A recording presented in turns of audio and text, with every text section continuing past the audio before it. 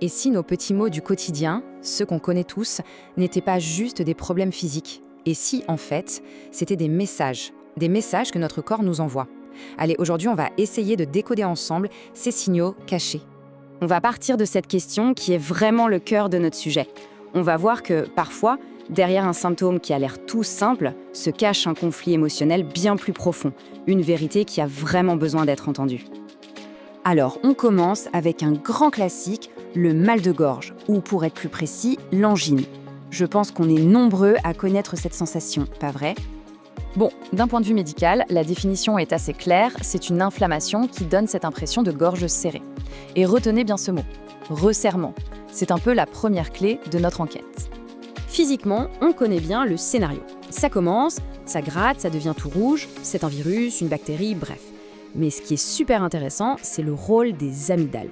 Il faut les voir un peu comme les gardiennes de notre gorge, nos filtres de première ligne.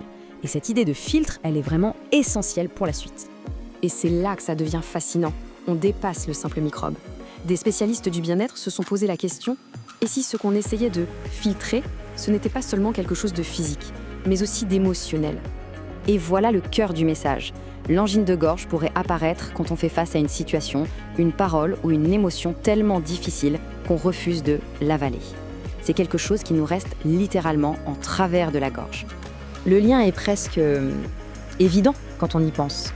Une grosse colère qu'on garde pour soi? Eh bien les amygdales, nos filtres, s'inflamment.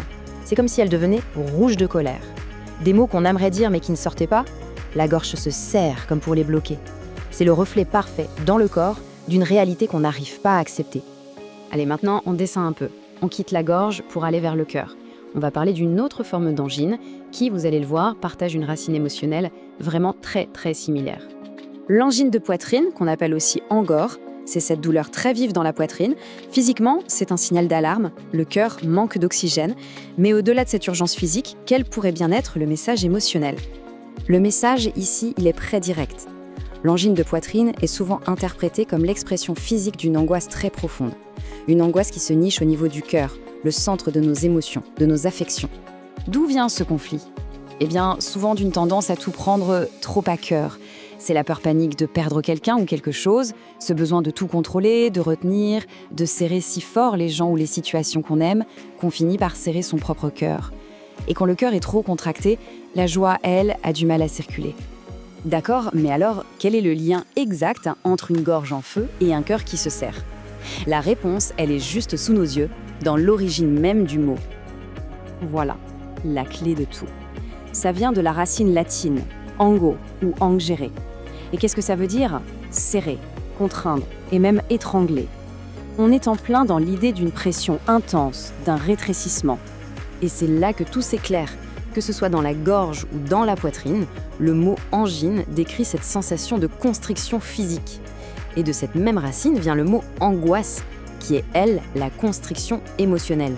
Le corps et l'esprit parlent exactement la même langue. Alors attention, une précision très importante. Toute cette interprétation symbolique, c'est une piste de réflexion, ce n'est absolument pas un diagnostic.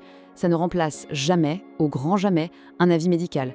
Pour le moindre symptôme physique, le premier réflexe, c'est toujours de consulter un professionnel de santé. C'est essentiel. Ok, maintenant qu'on a dit ça, concrètement, qu'est-ce qu'on fait de ces informations?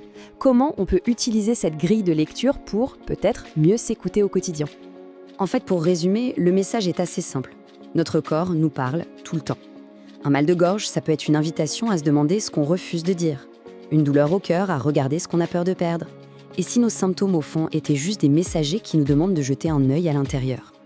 Et tout ça, ça nous amène à la question finale, la plus importante, celle qui est pour chacun d'entre nous. Et en ce moment, qu'est-ce que notre corps essaye de nous dire? Ça vaut le coup de prendre un petit instant pour y penser. Merci d'avoir exploré tout ça avec nous aujourd'hui.